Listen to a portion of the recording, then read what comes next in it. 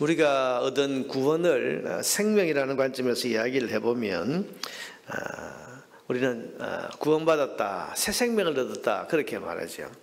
이 새 생명을 얻었다는 것을 다시 잘 설명을 해보면, 여러분, 사람은 아담이 죄를 범해서 죽음에 이르게 되었는데 그 아담의 씨를 이어받아 태어나는 사람들은 그 아담과 똑같은 생명을 가졌습니다. 다시 말하면 죽음에 이르게 된다, 그런 말입니다. 아담의 후손은 반드시 죽습니다. 그런데 하나님께서 보내신 예수 그리스도, 그분을 믿으면 그 예수님의 생명을 얻는 새로운 존재가 됩니다. 이것을 우리는 새 생명을 얻었다, 아담의 생명이 아니라 예수님의 생명을 얻은 것을 우리가 새 생명을 얻었다, 또 다시 태어난 생명을 가졌다, 그래서 거듭났다 그렇게 부르는데, 여러분, 바로 이 예수님의 생명을 받아 가진 사람은 부활하신 예수님처럼 죽어도 다시 사는 부활의 백성이 되는 것입니다. 이것을 오늘 21절 22절이 이야기를 하고 있습니다. 사망이 한 사람으로 말미암았으니, 사망이 한 사람으로 말미암았다, 바로 아담의 후손은 그 아담 한 사람의 범죄로 말미암아 죽음에 이르게 된다, 그런 말이고, 그러나 죽은 자의 부활도 한 사람으로 말미암는도다. 부활하는 것도 한 분으로 말미암아서 부활하게 된다. 22절에 아담 안에서 모든 사람이 죽은 것 같이, 아담 생명 가진 사람은 죽습니다. 그러나 그리스도 안에서 모든 사람이 삶을 얻으리라. 삶이란 말은 생명이죠. 그리스도 안에서 모든 사람이 삶을 얻으리라. 예수님의 생명을 받아 가진 사람은 죽어도 다시 사는 부활에 이르게 된다, 그렇게 지금 설명하고 있습니다. 그런데 이 부활의 때가 언젠가 하면 24절에서 26절에 나와 있습니다. 그 후에는 마지막이니 그가 모든 통치와 모든 권세와 능력을 멸하시고 나라를 아버지 하나님께 바칠 때라. 예수님께서 세상 모든 권세, 또 통치, 능력 다 멸하시고 하나님 나라를 하나님 아버지께 이제 완성했습니다 하고 바칠 그때 바로 부활의 때가 이른다, 그렇게 지금 말씀합니다. 그가 모든 원수를 그 발 아래에 둘 때까지 반드시 왕노로 다스리니 맨 나중에 멸망받을 원수는 사망이니라. 지금 하나님 나라가 완성되는 때에 부활이 있게 된다, 그렇게 지금 말하고 있습니다. 여러분, 지금 바울은 죽은 자의 부활이 없다 그렇게 말하는 사람들을 향해서 말하고 있습니다. 여러분, 신자가 다시 사는 부활이 반드시 있게 될 이유가 뭡니까? 첫째는 조금 전에 말한 신자는 아담의 생명을 가진 것이 아니라 이제 예수 그리스도의 부활하는 생명을 가졌기 때문에 부활합니다. 둘째는 29절부터 이제 죽은 자를 위한 세례를 예로 들고 있는데, 만일 죽은 자들이 도무지 다시 살아나지 못하면 죽은 자들을 위하여 세례받는 자들이 무엇을 하겠느냐. 자, 여러분, 이것은 성경적인 근거를 가진 게 아니고 그 당시 고린도 교회에서 행하던 풍습을 지금 말하고 있는데, 세례받지 못하고 죽은 그런 사람들을 대신해서 그 가족이나 친지가 그 죽은 가족의 이름으로 세례를 받았던 그런 풍습이 이 고린도에 있었던 모양입니다. 바울은 지금 그 풍습이 옳다 그르다, 우리 성경적인 관점에서 보면 그건 옳지 않습니다. 그런데 그 풍습이 옳다 그르다, 그걸 말하는 게 아니고, 고린도 사람들아, 너희들은 지금 죽은 사람 대신해서 세례를 받고 있는데 나중에 부활이 없을 것 같으면 뭐하러 죽은 사람을 대신해서 세례받는 그런 일을 하겠냐, 그러면서 이미 너희의 행동이 부활을 전제로 하고 있는 거 아니냐, 그렇게 지금 설명을 하고 있는 겁니다. 그러니까 지금 부활을 전제로 그런 일을 하고 있으면서 또 주장은 부활은 없다 이렇게 말하니까 그게 모순된다. 살기는 그렇게 살면서 왜 말하기는 그렇게 말하냐, 지금 그런 뜻입니다. 셋째는 바울이 자신을 이야기합니다. 부활이 있기 때문에 내가 지금 이렇게 죽음을 두려워하지 않고 복음을 전하고 있다, 자기 이야기를 합니다. 30절에 보니까 또 어찌하여 우리가 언제나 위험을 무릅쓰리요. 위험을 무릅쓴다는 것은 내가 지금 복음 전하면서 이런 죽을 위험을 왜 무릅써가면서 이런 일을 하고 있겠냐, 부활이 없으면, 그런 이야기인데요. 32절을 보시면 내가 사람의 방법으로 에베소에서 맹수와 더불어 싸웠다면, 에베소에서 맹수와 더불어 싸웠다, 이게 이 당시에 이제 그 죄수들을 맹수와 싸우게 해놓고 사람들이 구경하는, 이걸 지금 여기에 기록을 하고 있는데, 바울이 정말 맹수와 싸우는 이런 어떤 일을 겪었을까? 뭐 그렇다고 주장하는 사람도 있고, 아니면 에베소에서 맹수와 더불어 싸웠다는 것을 어떤 상징적인 표현으로, 그래서 복음을 박해하는 사람들 때문에 큰 위험을 겪었다, 이렇게 뭐 상징적으로 해석하는 사람도 있는데, 어찌됐건 지금 바울이 말하고자 하는 바가 뭡니까?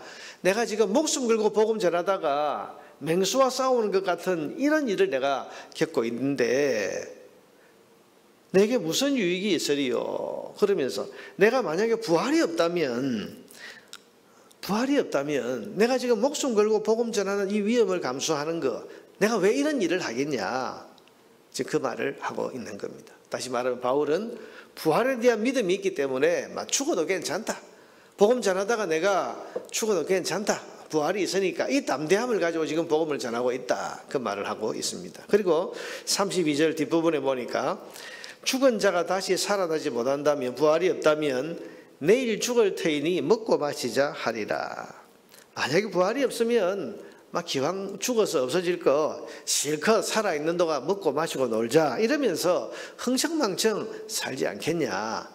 근데 나는 지금 그렇게 살지 않는다, 그런 말이에요. 왜? 부활이 있기 때문에 그렇게 살아서는 안 된다는 것입니다.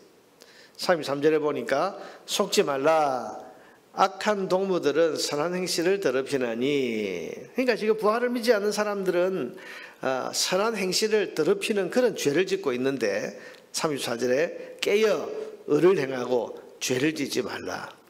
왜? 부활이 있기 때문에. 부활이 있기 때문에. 이런 부활이 있다는 말은 부활의 때에 심판이 있다는 것을 전제로 하는 거죠. 그러니 부활이 있기 때문에 우리가 함부로 살아서는 안 된다. 기왕 죽을 거 실컷 먹고 마시고 즐기자, 이러면서 흥청망청 살아서도 안 되고, 부활이 있기 때문에 오늘 악한 사람들의 게임에 빠져서 거짓을 행하고 죄를 짓고 이렇게 살면 안 된다. 왜? 부활의 때에 심판이 있을 것이기 때문이다. 그렇게 지금 바울은 부활이 없다고 말하는 이 고린도 사람들에게 이런 말로 우리 신자는 반드시 부활할 것이고, 그리고 부활을 믿는 성도는 어떻게 살아야 되는지를 지금 이렇게 교훈하고 있는 것입니다. 자, 여러분, 우리 안에는, 예수 믿는 저와 여러분 안에는 이제 아담의 생명이 아니라 부활하신 예수님의 생명이 흐르고 있는 줄을 믿으시기를 바랍니다. 그러므로 우리는 반드시 부활합니다. 지금도 이제 우리 성도의 가정의 장례를 진행하고 있습니다만은, 우리가 성도의 죽음 앞에서 천국만 이야기하는 것이 아니고 부활을 이야기를 합니다. 우리가 우리의 영혼이 하나님 품 안에 천국에 가는 것, 아주 귀한 일이고 복된 일이고, 이게 우리의 소망이 있습니다. 그런데 우리의 소망은 거기서 끝나는 것이 아니라 예수의 생명을 가지고 있는 우리는 예수님처럼 육체의 부활을 하게 될 것입니다. 그래서 그것을 믿는 믿음과 소망을 가지고 우리는 이 죽음을 또 위로할 수 있는 그런 담대함을 가질 수 있게 되는 것입니다. 또한 부활이 있기 때문에 오늘 바울이 말하는 것처럼 신자는 두려움 없이 성도의 삶을 제대로 살아야 됩니다. 우리가 죽어도 천국을 갈 것이고 죽어도 다시 부활을 할 것이기 때문에 주눅들지 말고 겁먹지 말고 비겁하게 살아서는 안 됩니다. 신자는 항상 당당하게 살아야 됩니다. 우리가 당당하게 살아야 할 이유는 천국이 있고 부활이 있기 때문입니다. 또 오늘 본문 말씀처럼 흥청망청 아무 생각 없이 살아서는 안 됩니다. 또 죄짓고 살아서도 안 됩니다. 죄의 유혹을 이겨야 됩니다. 왜냐하면 우리가 부활할 것이기 때문입니다. 부활의 그날에 다시 오실 예수님 앞에서 심판을 받게 될 것이기 때문입니다. 우리가 예배 시간마다 사도신경을 고백하지 않습니까? 여러분, 사도신경을 고백하면서 우리의 부활을 믿습니다. 몸의 부활을 믿습니다. 몸의 부활을 믿습니다. 이 몸의 부활을 믿습니다라는 이 신앙 고백을 하는 사람은 오늘 본문의 말씀처럼 죽음을 두려워하지 않아야 되고 부활에 대한 확신을 가지고, 그래서 담대하게 우리가 말씀대로 살고 성도의 삶을 사는 것을 두려움 없이 살아야 돼요. 또한 몸의 부활을 믿는 성도는 아무렇게나 살아서 안 되고 죄 가운데 살아서는 안 되고 몸의 부활 그날에 주님 앞에서 우리가 심판받을 것을, 책망받을 것을 생각하면서 그 부활의 주님 앞에 부끄러움이 없는, 부끄러움 없이 주님 만날 수 있도록, 부끄러움 없이 부활의 백성으로 주님 앞에 설 수 있도록 오늘 정결한 삶, 성도의 삶을 제대로 살아야 하는 것입니다. 사랑하는 여러분, 부활의 백성답게 살아가기를 마음에 다짐하고 결단하시기를 바랍니다. 우리가 삶으로 부활을 증거하고 삶으로 부활이 진리인 것을 드러내고 살아야 됩니다. 내가 저 예수 믿는 사람의 삶을 보니까 부활이 있는 모양이다. 이런 불교 신자들은요, 윤회라는 것을 믿지 않습니까? 지금 잘못 살면 다음에 뭐 짐승으로 태어나고 뭘로 태어나고. 근데 그걸 정말 믿는 사람들은요, 그 윤회에 대한 두려움 때문에 나름 지금의 삶을 잘 살려고 노력하는데, 그거 보면서 뭐 그런 게 있는가, 사람들이 그렇게 짐작을 하지 않습니까? 그건 사실은 거짓이지만, 오늘 우리는 부활을 믿는 사람입니다. 부활을 믿기 때문에 저 예수 믿는 사람들의 삶을 보니까 정말 죽음으로 끝나는 게 아닌가 보다, 부활이 있는가 보다, 심판받는가 보다, 그런 것을 우리의 삶을 통해서 우리 부활에 대한 믿음을 드러내고 증거하고 살 수 있어야 됩니다. 그래서 부활의 그날에 부끄러울 것이 없는 부활의 백성으로 주님 앞에 설 준비를 하며 살아가는 저와 여러분 되기를 주의 이름으로 축원합니다.